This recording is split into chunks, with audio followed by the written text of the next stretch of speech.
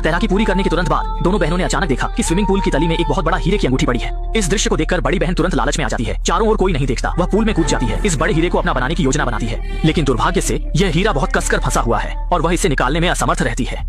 किनारे पर बैठी छोटी बहन अब और नहीं बैठ सकती, इसलिए वह भी तेजी से पूल में कूद जाती है। बड़ी बहन के साथ मिलकर हीरे को निकालने की कोशिश करती है, लेकिन इसी समय छोटी बहन के बाल गलती से जाली में फंस जाते हैं। बड़ी बहन यह देखकर पहले उसके बाल निकालने में मदद करती है, लेकिन उन्हें यह नहीं पता कि ऊपर का पूल प्रबंधक पूल के तल की असामान्यता पर ध्यान नहीं दे रहा है और घर जाने की जल्दी में वह देखता है कि स्थल खाली है और तुरंत बंद करने का बटन दबा देता है। पूल का कवर धीरे धीरे बंद हो जाता है।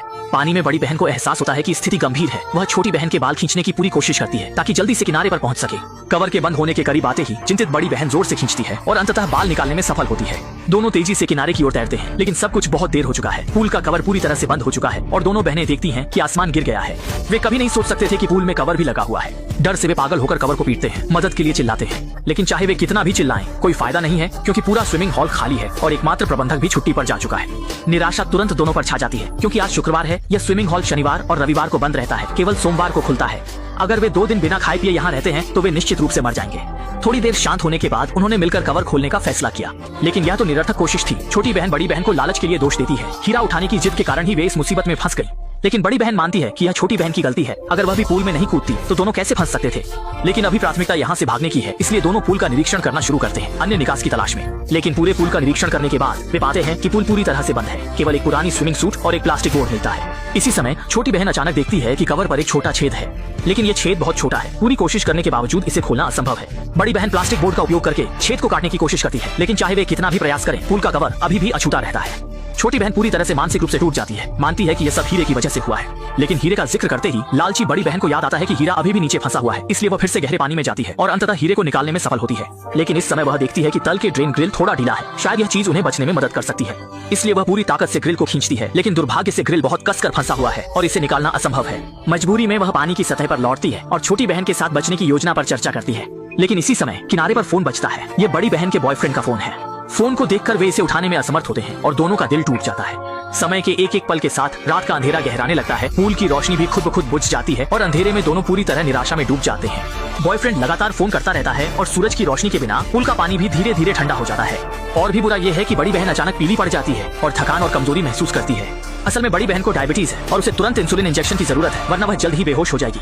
लेकिन जान बचाने वाली दवा ऊपर वाले बैग में रखी है। स्थिति की गंभीरता को समझते हुए छोटी बहन टूटे टुकड़े को उठाकर पूरी ताकत से कवर को काटने लगती है। लेकिन इसी समय ऊपर से कुछ आवाजें आती हैं। पूल की रोशनी भी अचानक जल जाती है। असल में यह स्थल की सफाई करने वाली महिला है जो सफाई करने आई है। जीवन रक्षक को देखकर दोनों बहनें कवर को जोर से पीटती हैं और मदद के लिए चिल्लाती हैं। यह सफाई महिला का ध्यान आकर्षित करता है।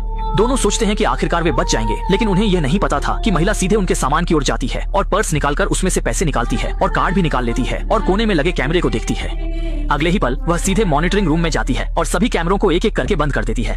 फिर वह पूल के किनारे आती है और पानी में फंसी बहनों को बताती है कि वह हाल ही में जेल से बाहर आई है और आज उसे पूल के मालिक ने निकाल दिया है।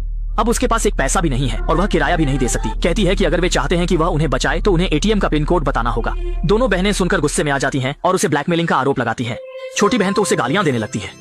देखते हुए कि दोनों बहनें समझौता नहीं कर रही हैं, महिला उन्हें सबक सिखाने का फैसला करती है और तुरंत स्थल की रोशनी बंद कर देती है और पुल के हीटर को भी बंद कर देती है ताकि वे अंधेरे और ठंड का अनुभव कर सकें। यह मजाक नहीं है, आप हमें मारने जा रहे हैं, आप समझते हैं। हाँ, मैंने कभी नहीं कहा कि यह मजाक है।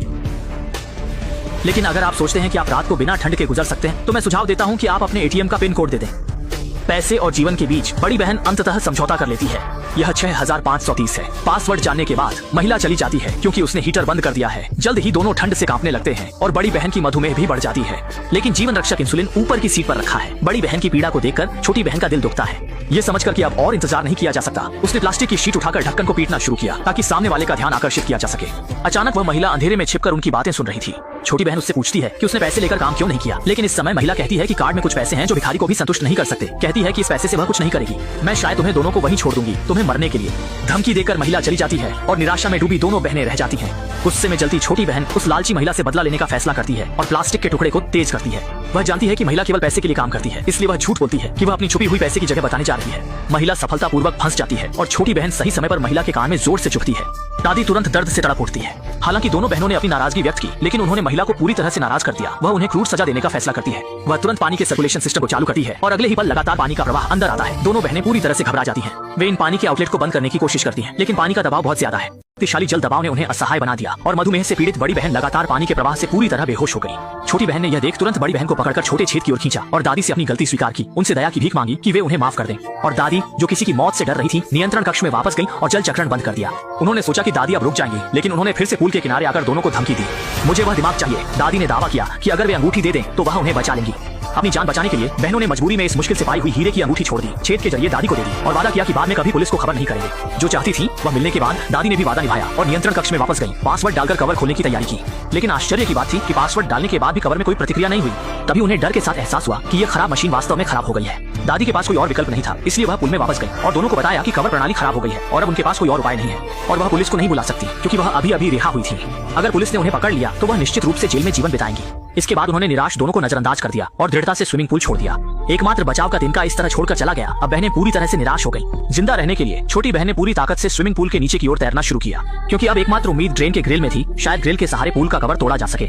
यह सोचकर छोटी बहन ने ग्रिल को जोर से खींचा, लेकिन ग्रिल हिलने का नाम नहीं ले रही थी। लेकिन वह असहाय होकर लगातार कोशिश करती रही। जब भी सांस रुकती, वह पानी की सतह पर आकर सांस लेती, फिर वह पानी में डूबकर कोशिश जारी रखती। उसने ग्रिल को मजबूती से पकड़ लिया, पूरी ताकत से खींचा। हालांकि ग्रिल के आसपास पहले से ही जंग लग चुकी थी। खींचने के बाद भी कोई प्रतिक्रिया नहीं हुई। मजबूरी में वह पानी की सतह पर लौट आई, लेकिन तभी बड़ी बहन अचानक बेहोश हो गई। अब उसे समय के साथ दौड़ लगानी थी। छोटी बहन ने तुरंत पास की पुरानी स्विमिंग सूट उठाई, फिर से पानी में डूब गई। उसे ग्रिल पर लपेटा, कपड़े की मदद से घर्षण बढ़ाया। जीवित रहने की इच्छा के दबाव में उसके अंदर की ताकत पूरी तरह से फूट पड़ी। उसने ग्रिल को खींचकर बाहर निकाल लिया। हालांकि इस समय बड़ी बहन की हालत गंभीर थी, वह पूरी तरह से बेहोश हो गई थी। मजबूरी में छोटी बहन ने तुरंत उसे कृत्रिम श्वास दी, ये महसूस करते हुए कि अब मौत के साथ दौड़ हो रही है। छोटी बहन ने ग्रिल को मजबूती से पकड़ लिया, कवर पर जोर से मारा। अंततः मेहनत रंग लाई, कवर में एक दरार बन गई। इस दरार के सहारे बहनें आखिरकार बाहर निकल गईं। छोटी बहन ने तुरंत बड़ी बहन को इंसुलिन इंजेक्शन दिया। लंबे इंतजार के बाद बड़ी बहन सुरक्षित रूप से जाग गई। जब दोनों ने सोचा कि संकट खत्म हो गया है, तो सफाई कर्मी दादी फिर से लौट आई, क्योंकि उन्हें लगा कि दोनों बाहर निकल आएंगे ताकि वह जेल में जीवन बिताने से बच सके। उन्होंने वापस आकर दोनों को खत्म करने का फैसला किया। छोटी बहन ने देखा और विनती की, वादा किया कि वह पुलिस को नहीं बुलाएगी। इस दृढ़ इच्छा शक्ति वाली बहनों को देखकर अंततः दादी भी दोनों से प्रभावित हुई। धीरे धीरे बंदूक नीचे रख दी और अंगूठी वापस कर दी और छोटी बहन ने भी अपना वादा निभाया। दादी को जल्दी घर जाने का इशारा किया। उसने तुरंत मदद के लिए फोन किया। एम्बुलेंस के आने के साथ बड़ी बहन भी जीवन के खतरे से बाहर हो गई और विश्वास है कि इस घटना के बाद बहनों का रिश्ता और मजबूत होगा और फिल्म यहीं समाप्त होती है।